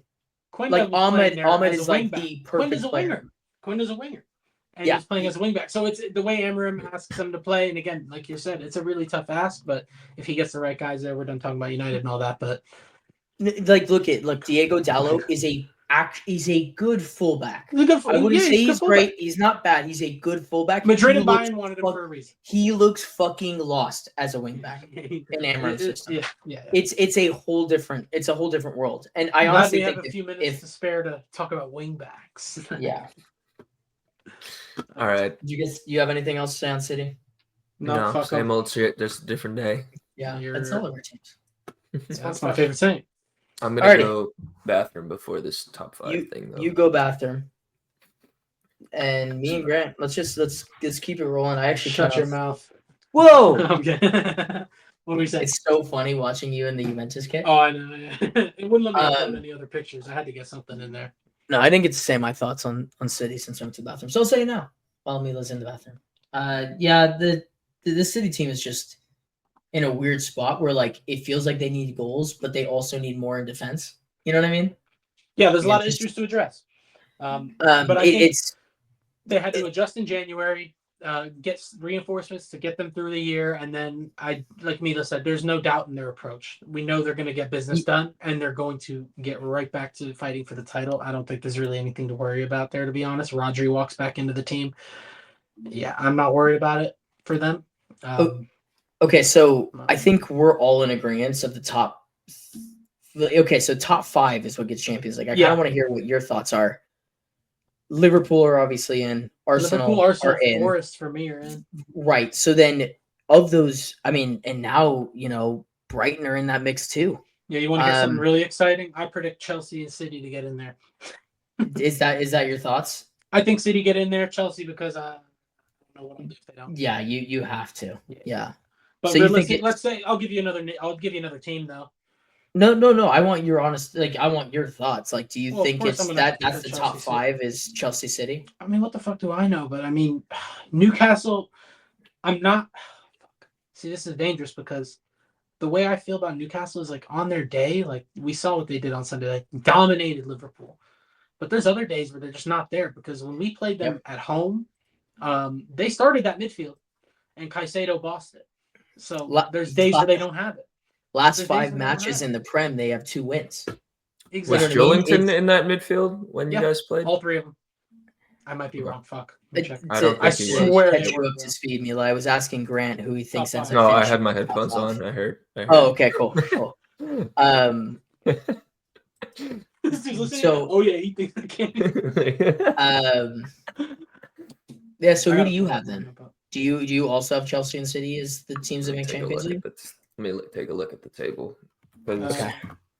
It was I- 3 of them, Mila. Have that. it was- I think Newcastle sneaks in over one of your guys' clubs. Pick one, motherfucker. I don't know. Nope, you gotta pick one. I picked. Why can't I find? Yeah, you're I right. put- You're right. You're right. You're right. I gotta put be fair. Chelsea I gotta and be fair. City as 4 and 5. Not in that order. We made it, dog.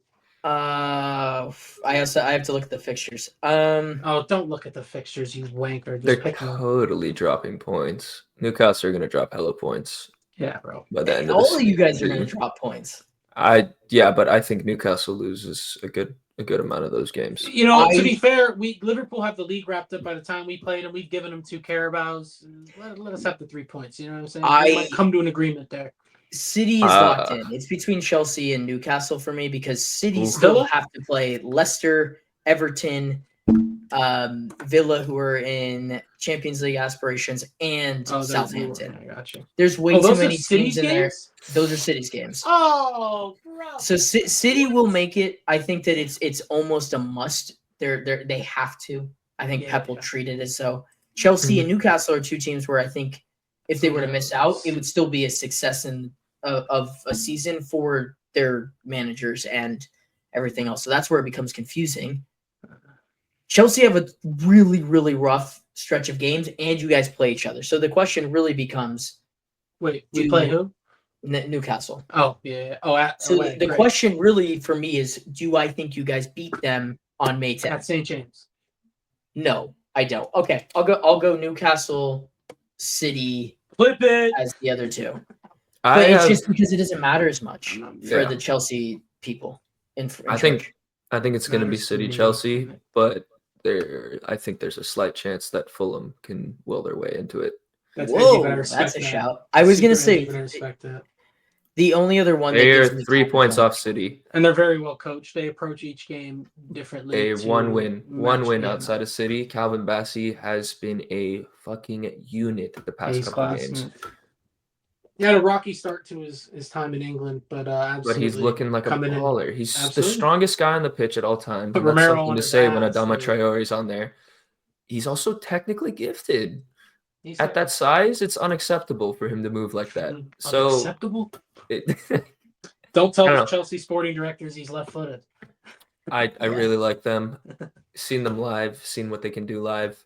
Oh yeah, they gave you they provided you a live hate watch. They're not a bad team. No, they're not. No. They honestly didn't play great in that game, but they still showed some stuff. So they've got enough individual talent like that. To your point, they can not have the best of games, but Iwobi this year, Smith Rowe, he's kind of tailed off a bit. Jimenez seems to be back in good goal scoring form. I think he's up to double digits. Exciting.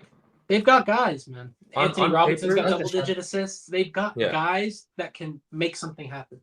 On paper, they have no business going to the Champions League, but if they can build upon this team and bring in some guys next year, I think they should totally just push for that Champions League spot. I think the X factor is Willian. They just got him back, so it was cool to see him. He loves West London, dude. He loves that place. Yeah, he does. All right, list time. Let's wrap up the pod on something that we haven't done in a while, which is like a game-ish list-ish thing. Like we've done just a bunch of reviews. So yeah, we'll start with obviously Salah was kind of the thing that made me think of this idea, and I've seen it on TikTok and Instagram with people like kind of ranking just the players that they enjoy watching the most. Grant, we'll start with you. Yeah. And we'll start with our superstars. In the Premier League, of all the superstars, the big name players, who are your top 5 players to watch in terms of enjoyability? The ones that you click on the TV and are like, yeah, I'm going to watch this game because he's playing. This isn't in any order. But I have Isak on there, and then I put /Jackson. And what I mean by that is that type of striker, but more so Isak because he's the finished product. I just tried to squeeze my boy in there. But Isak, just the way he plays the game, all-around striker. I mean, I don't think there's much to say. I love watching Isak play. I put Doku and Savinho as their own. I just like that type of winger. It's very exciting to me. I have no idea what's going to happen in terms of the end result, but I'm going to enjoy watching what they do. I then put Morgan Rogers /Palmer. Again, I talk enough about Palmer, but I think Morgan Rogers is a similar type of player, just very comfortable in any space on the pitch with the ball at his feet, willing to with so much more very very confident in his actions, takes a lot of risks, and usually pulls it off. I really like watching him play. Caicedo, I'm a big Conte fan, and again, no one's Conte, but just the amount of ground he covers, just relentlessly going into challenges, minute 1 through 90. I love the way he plays the game. And then I put Allison. PSG game was kind of an example of it, but just the ability that man has in between the sticks. He's so good. I just love watching him play the position. You took that list in a different direction than I was expecting. I really liked it. I think that in terms of, especially with you being a goalkeeper yourself, putting Allison in there is respectable. Well, especially when you watch that fucking shitbird in between the fucking sticks in my club, like you can appreciate a good keeper. Right. Fair. All right, Mila, you go next. Your top 5 superstars. Boo.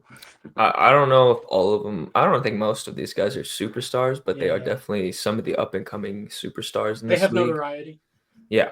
I started with Diallo, and I mainly with this improving United side and in position next season or higher up position, I think we're going to see a lot from him. I think it's going to be super entertaining. The second one is Cunha. Once he leaves this Wolves team, he did extend, which gave me some second thoughts, but I do think that was out of respect. He's going to get them some money, and that's the reason. Onana on Villa is the other one. I love watching him play. I think he's dominant, and as this Villa team improves, I think he's going to be super, super fun to watch, and he's going to be super important for them. He was earlier in the season. We all saw it. Got hurt. Villa was struggling a bit, so I'm excited to see him next season. The only City player I put for these 5 is Marmoush right now in terms of superstars. He's electric, and he's starting to find his footing in our team, and I can only wait for what he has to show for us because I think he's going to get better every game. He's going to find that connection with Haaland, and hopefully we're going to find guys that can find his runs because he makes them consistently every game, and no one looks for him. Last one is Matoma.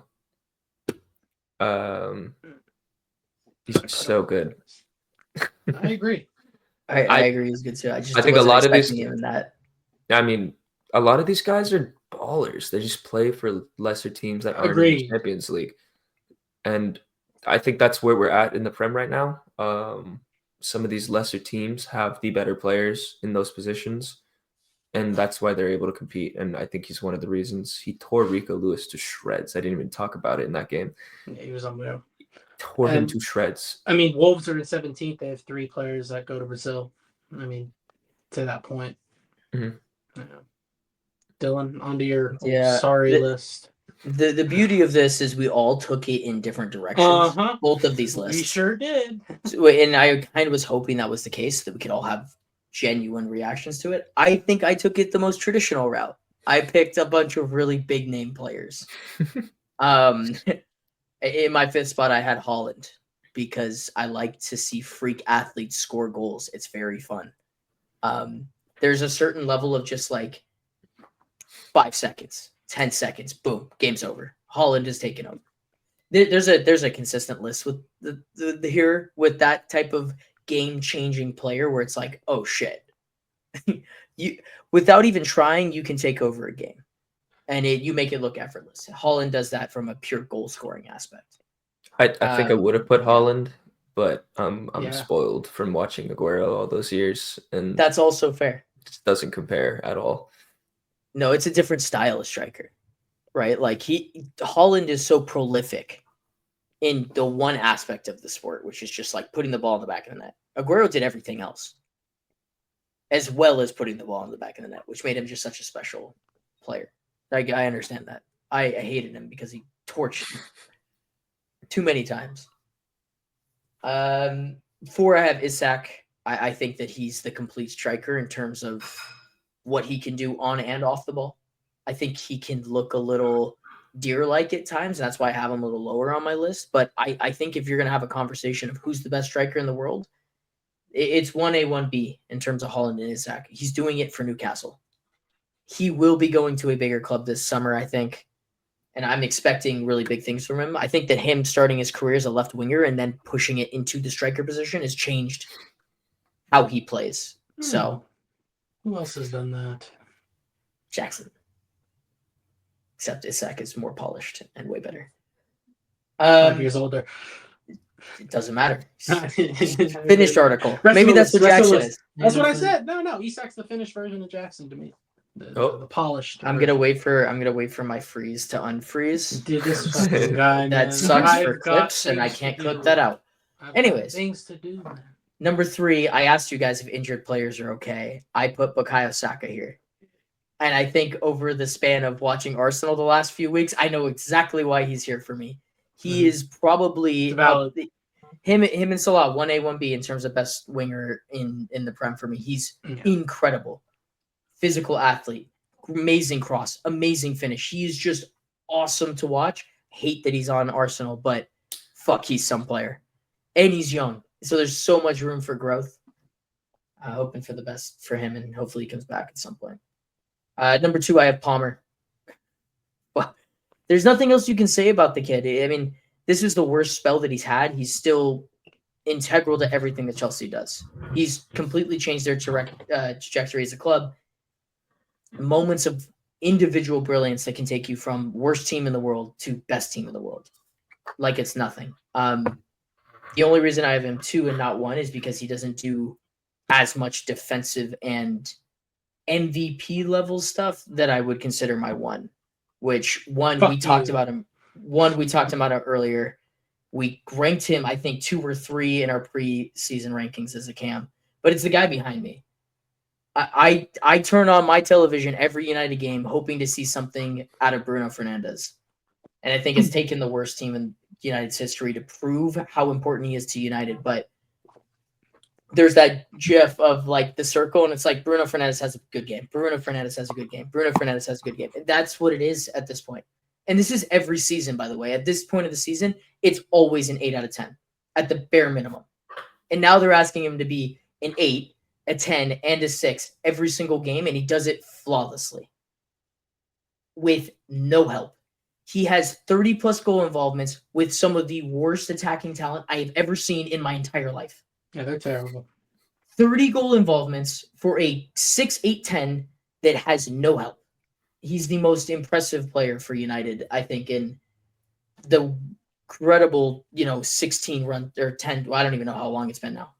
Run spell that we've had. And that's why I have Bruno at 1. Whack. No. To your point of interpreting these lists very differently, you wanted to go into the other one? I also didn't rank my guys. I didn't put them in order. I ranked him because I wanted to put Bruno Dylan. at 1. I wanted to put Bruno at That's 1. what I like about these lists. We all interpret them differently, so it usually ends up being a bit of a mess, but I enjoy the mess. It's better that way. I agree. So this is our more we had a little discussion about calling it this, but like under the radar. So like maybe less under the radar, unsung hero. Knowing that we interpreted that first one very differently. I'm gonna start off my list with Matoma. I put him on this one. We all interpreted these 2 lists very differently. But to Mila's point, I think week in, week out, and obviously I have a closer eye on him. He's on my fantasy team. But every week it's like, damn, he could have had 2 goals and an assist. Every week he's getting past this guy, no problem.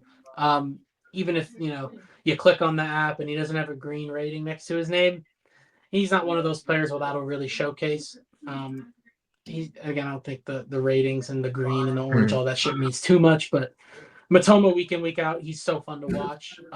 Another player I enjoy. Wait, hold on. For in terms of Matoma, I think just to big up him, he's one of the best dribblers in the league. Yeah. And by far. what helps on top of it is that he's an intelligent dribbler. It's not that he's just gifted with his feet and super agile. He knows, he is planning on what to do. And he studied the game enough to know what to do in those situations. And I think that as a dribbler, that's what sets him apart from these other guys in the league. There's always intent. Matoma, we reaped enough praises on him.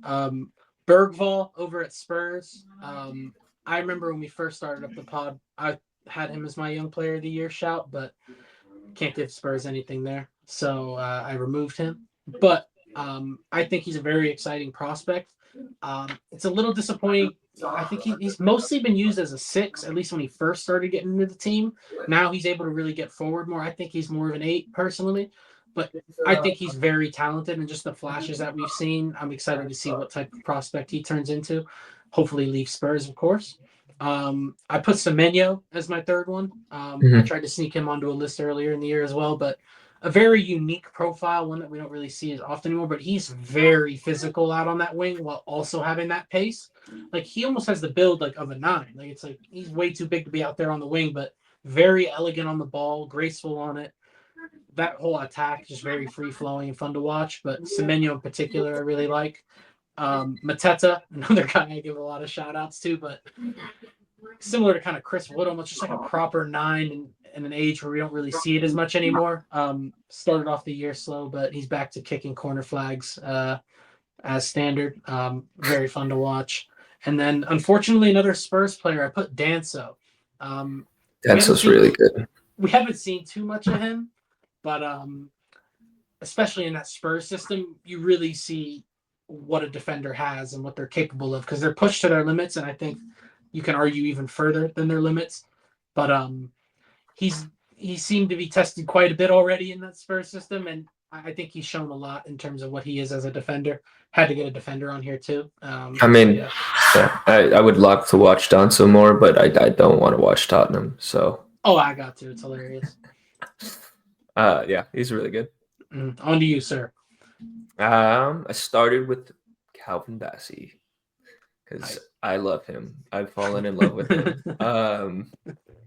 I think I've talked about it enough the past 2 pods. But he's ridiculously good. The guy's a tank, ball playing ability, and he plays for Fulham, and he's dominating dudes left and right. So I can't really say much more about him. On the same vibe, Kusanov, he just impresses me every game. He's got ridiculous speed. Like, it's kind of unreal how fast he is. Sometimes he comes off the view of the camera and will beat our other guys running back to go recover a ball. I know you've compared him to Van de Vendelen. That type of stuff is unheard of. And on top of that, he's a warrior. He's not afraid to get stuck into a challenge. Defender's mentality. Gets in front of the shot. Yeah, exactly. He's a proper defender on top of his physical abilities. Pace, and I can't wait to watch him more. My third, I have another center back. I had Hudson before. I do think he is a little more established, though, so I took him out. And I put Aiden Heaven in. Like I said, another guy that I saw live, and I've been seeing a lot more lately. Super good. And like little cameo against Arsenal, thought he was phenomenal. And like I said earlier in the pod, I think he's going to be a staple in this United rebuild. And what more could you ask for? He's so young, and he looks ready. And that's only going to get better every game as he gets more associated with playing first-team football. So definitely one to watch for me. Fourth, we are bringing Liam Delap back into the fold because that guy's not staying on Ipswich. And he probably could have better numbers on a better team. He's got okay numbers, but he's playing for Ipswich, a relegation team that really haven't shown much outside of a couple players. I know we talked about that all season, but he runs forward with speed. He has control of his dribbling. He is strong. He can get in the air. He's a good finisher. He's pretty much an all-around striker. Yeah. We just need to see him. Forgot about him. Don't worry. Good. I mean, that would suck, but for his development, that'd be a great signing for you guys and him. Yeah. He's great. Yeah. My last one is Aït-Nouri on Wolves. Nice. Another guy I think that probably will get a move if they get relegated, and he can offer a lot, especially in this age of attacking wingbacks. I think he can play in a 4-back and a 5-back too, so it's a little versatile there. If you need him to fill in at a left mid, left wing position, he can also do that. Just a versatile player, and I think he'll improve a lot on these once he gets a move from Wolves, because Wolves, to be fair to them, have a lot of talent, but they're as a team they're fucking terrible this season. So yeah, you all got that one right. Fair enough. My camera died, so Loser. I just switch over to my Mac Perfect. camera. Can't wait. I'm looking fresh, huh? Weak ass camera, dude. I know. My quality is shot now. Who knows? Now you guys get to see what's in the other corner of my room, I've been dying to know. which is just hoodies. Here goes the curiosity. All right, over to you. Yeah, I'll keep it quick since my camera died, and I'm not gonna use this for clips anyways, so it doesn't matter. Oh, what? Well, not my section. I will use your guys's. So these lights are so bright. It's a little blinding. The lights are too bright. Yeah, my top 5 unsung heroes. They're kind of a mix of what you both did for your Copycat. your top lists. But at 5, I have Kudus. I only turn on West Ham games to watch him play. But I thought you were telling me before we started recording that you just love watching Souček play in the middle. I thought I'd rather do a lot of other things that I won't say. Yeah, he's some player. It sucks that there's a good chance that all of our clubs are in on him this summer. I If don't he's want available. No, we were in on him 2 summers ago. No, we're past that. Yeah, well, He's just the links He's I aged watched. out. He's very good, and he can dribble his way out of a lot of stuff. But I just fucking is trigger happy. Well, he has no but he plays for restriction. West Ham. I think there's no restriction there. It's like, hey, do whatever. Yeah. He's in the mold of the Savio Unpredictable Doku wide mold that player, you're yeah. talking about, where like on any given day he can beat anybody, and He's on older, any given though. day That's he the- can that's the look only- awful. yeah. Mhm. You know what I mean? Like I see your it's gripe, exciting. Yeah, It's he's a exciting to fun watch. No doubt. My 4 is Moises Caicedo. He's been the best 6 in the league. He obviously goes under the radar because he's a 6. But he does everything. You need a goal, he gets it. Very Rodri-esque in that sense. But he's South American. Too many goals. But he gets the ones that matter. Yeah. You know what I mean? Like a Just against thunder you bastard. guys. Yeah. That and the The halfway ones that line. matter to Dylan. He had a halfway line goal. Respect him. Man, he's sick. he's top class. Like he's a superstar level player that just doesn't get in that conversation because attacking players. Because come we're a to mind fucking first. train wreck. That's why. You guys are in 4th, so We're a PR train wreck. you know. We're 3, I have bad Cunha. He's the sick. best player on, the relegation battle. He's been teams, out but of his mind. He's going somewhere else. Like to me, this point, Yeah, he's going somewhere no else. doubt. He's so fucking good. Technical ability, scoring, assists, and that side, it's just it to the same qualities of Bruno in terms of attacking output. It's the same thing. He's the reason they're not in the bottom 3. Yeah. 2, I put Gavardiol. He's my only defender to make these 2 lists.